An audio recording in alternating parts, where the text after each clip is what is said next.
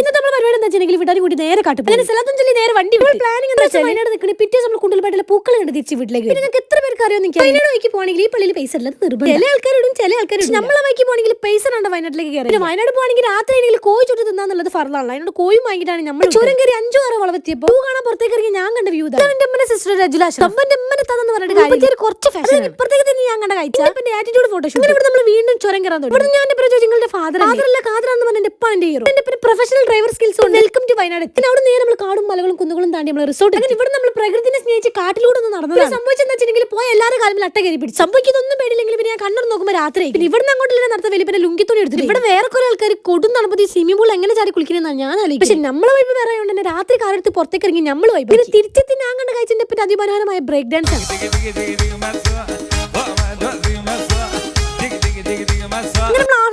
അടുത്ത പരിപാടി കോഴി ചൂട് നമ്മൾ ചിക്കനൊക്കെ നല്ല രീതിയിൽ മാരിനേറ്റ് ചെയ്ത് മാറ്റി നമ്മൾ കയ്യിൽ പോയത് അവിടെ വെച്ചിട്ടുണ്ടെങ്കിൽ നമ്മൾ എത്ര കത്തിച്ചിട്ടും തീ മാത്രം കത്തണില്ല എന്റെ കസിൻ അമ്മന്റെ അമാനുഷിക ശക്തി കൊണ്ട് അതുകൊണ്ട് ആളുകൾ നമ്മൾ കായം തേച്ച് കുളിപ്പിച്ച് വെച്ച ചിക്കൻ നമ്മൾ ഗ്രില്ല് ചെയ്യാൻ വെച്ചാൽ വീണ്ടും ഇവിടുന്ന് പണി പാടി ചൂടാൻ വെച്ച കോഴി കരിങ്കോയി നമ്മൾ രണ്ടാമത്തെ പ്ലാനിലേക്ക് കിടന്നു ചുട്ട കോഴി മാറ്റി പിടിച്ച് പൊരിച്ച കോഴിയാക്കി വിചാരിച്ചു ഈ നട്ടപ്പതിലേക്ക് ഹോജാബോട് കളിക്കാൻ തീരുമാനിച്ച് നമ്മൾ ലുഡാബോടും കളിച്ച് നേരെ പോയി കിടന്നു തുടങ്ങി